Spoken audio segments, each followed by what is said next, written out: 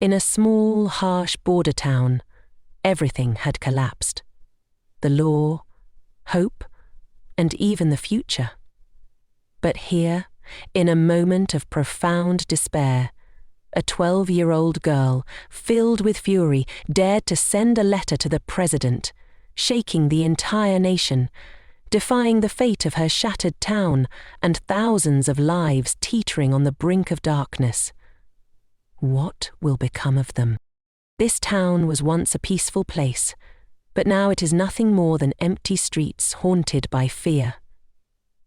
Emily grew up amidst this devastation, witnessing her father, a principal truck driver, murdered for refusing to work for the criminals. "They killed my father right in front of our house," she recounted. "Mum told me to stay silent to survive, but I don't want to live like this anymore." Since that day, Emily and her mother have lived in constant, paralyzing fear. The town is ruled by a ruthless gang, where people merely exist without truly living. Those who dare to resist face brutal punishment. Yet Emily refused to bow down. She knew she had to do something, to change it all. In the dim glow of an oil lamp, Emily sat down, unfolded a piece of paper, and began to write. "Dear Mr. President, if you are reading this letter, please help us. Adults are afraid, and the children have no future. If no one does anything, we will be buried here." Carefully folding the letter, Emily tucked it into her jacket pocket. The next morning, she went to the bus station and handed it to the last driver still passing through town. "Are you sure?" he asked, his eyes filled with concern. "Sending this letter is as good as gambling with your life." Emily nodded, her voice firm. "I have no other choice." The bus pulled away, carrying her letter and her fragile hope. That small letter passed through many hands and eventually reached a veteran journalist. Reading Emily's trembling words, he was struck silent. "We've been silent for far too long, but this little girl refuses to accept that," he said, resolute in his decision to expose the truth. The letter became a powerful cry for help and a damning indictment. His report, along with Emily's letter, was quickly sent to a senior advisor at the White House, setting off an unforeseen chain of events. One quiet morning, Emily's letter was placed on the president's desk, accompanied by the journalist's report. Reading the plain but heartfelt words, he sat in silence, deep in thought. "Dear Mr. President, if you are reading this letter, please come. Our town is drowning in darkness." The president set the letter down, his gaze heavy with contemplation. Turning to his advisors, he asked, "How could this happen in our country?" One advisor replied cautiously, "Sir, this area is extremely complex. The local government is powerless, and gangs operate unchecked. Intervention would be very risky." The president straightened his back, his eyes steely. "The greatest risk is doing nothing. If a child is brave enough to ask for help, we must be brave enough to act. I want a plan immediately." Silence. Benny slowly backed her words down until she was sure she could hear her. Within 48 hours, federal agencies began to mobilize. The Coast Guard, the State Department. 1. A covert investigation team infiltrated the town, posing as locals to gather intelligence on smuggling operations, hidden warehouses, and corrupt officials. 2. A task force prepared to launch an assault on the gang's headquarters. 3. A reconstruction unit developed plans for relief efforts, infrastructure repairs, and essential supplies. However, during their investigation, they uncovered that the town wasn't just under the control of a single gang. It was a critical hub for a transnational crime network. Their report came with a dire warning. "Sir, this isn't just a besieged town, it's a key transit point. Failure here would have devastating consequences." The president stood firm. "We're not just fighting a gang. We're restoring faith. I won't let Emily, or any other child. Wait another second. In the town, Emily had no idea about the plans quietly unfolding. All she noticed was her mother growing more anxious with each passing day. One night, looking out her window, Emily saw strange figures lurking in the shadows. Change was coming, but she couldn't tell if it was hope or another storm. While fear still hung heavy in the air, covert investigation teams moved silently, disguised as locals, following trails of smuggling operations, hidden warehouses, and corrupt officials. Even the smallest changes didn't escape the attention of Raymond, the gang leader. He sensed something unusual. The eyes of the townspeople, once filled with terror, now dared to meet his gaze. "They're plotting something," he growled, barking orders to his men. "If we don't strike first, everything will collapse."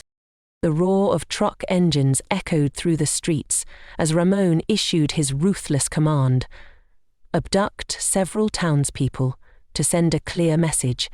Anyone aiding outsiders would pay the ultimate price. Late that night, Emily woke to loud noises.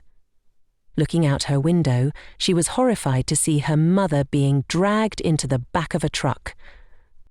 "Mom!" she screamed, but the darkness swallowed her cries. The house was now eerily silent, with only her mother's scarf left behind, a haunting reminder of her powerlessness. But Emily didn't cry. Taking a deep breath, she stood tall, determined. "I have to save Mum. This town needs saving." Emily found her way to the investigation team's base and spoke directly to the commanding officer. "I know where my mum is. I can help." Recognizing the courage in the young girl, the officer nodded. "We'll rescue them, but you have to follow our instructions exactly," he told us. Under the cover of darkness, the task force launched their decisive mission. While Ramon, confident and unaware, raised a glass with his men, he didn't realize all escape routes had been sealed.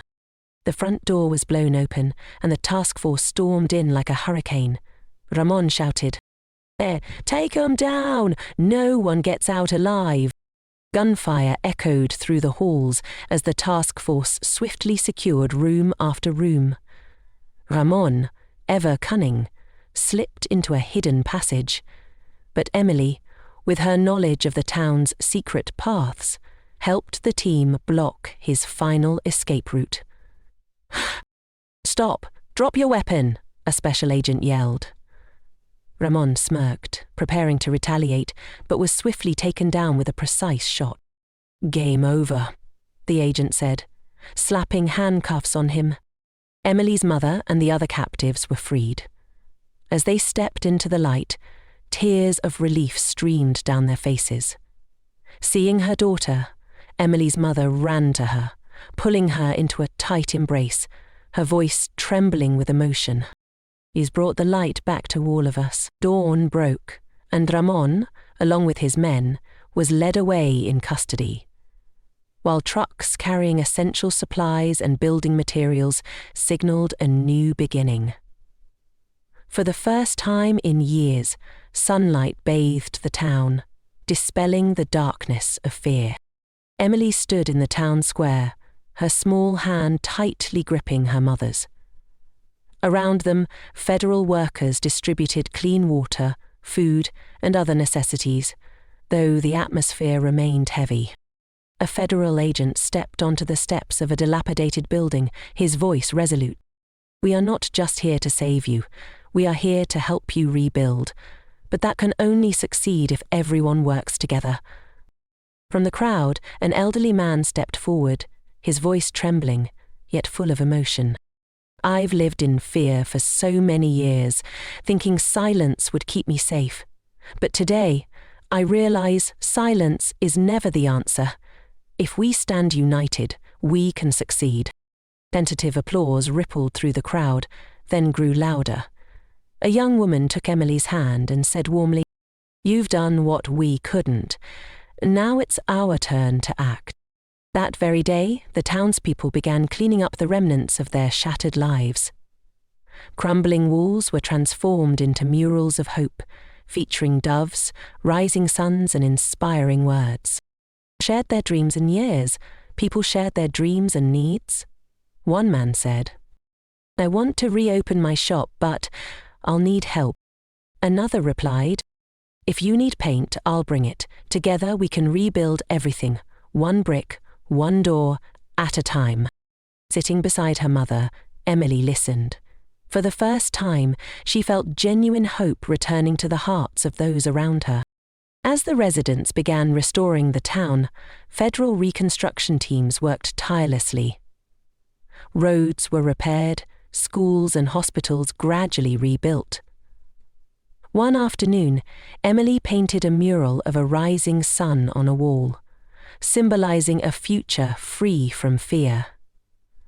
"We need each other to make this happen," she said with a radiant smile. In just a few weeks, the town began to transform. Shops reopened and children's laughter echoed through the streets. The once ruined community centre was restored, bearing a new sign, "Together we rise." At a special ceremony, the townspeople gathered in front of the newly renamed Emily Community Centre. To their astonishment, the president appeared and addressed them. The story of this town is a reminder that even the smallest act can illuminate an entire community. Emily taught us that one brave heart can change the world. From that day forward, the town laid the first bricks for a new school, a new hospital, and other reconstruction projects. Emily became a symbol of change. Her letter was framed and displayed at the centre, a constant reminder. We have reclaimed the light. As months passed, the town once shrouded in darkness was now filled with laughter and hope. Emily and her friends ran freely along the newly rebuilt streets, the American flag waving in the sunlight, a symbol of a new beginning. Together, we can make the world a better place. Emily's story is fictional, but its lesson is profoundly real. No one is too small to make a difference. A single act and unwavering belief can transform the world around you. If this story has touched your heart, please share its message by liking, sharing with friends, leaving a comment, and following our channel to support more meaningful stories in the future. Thank you.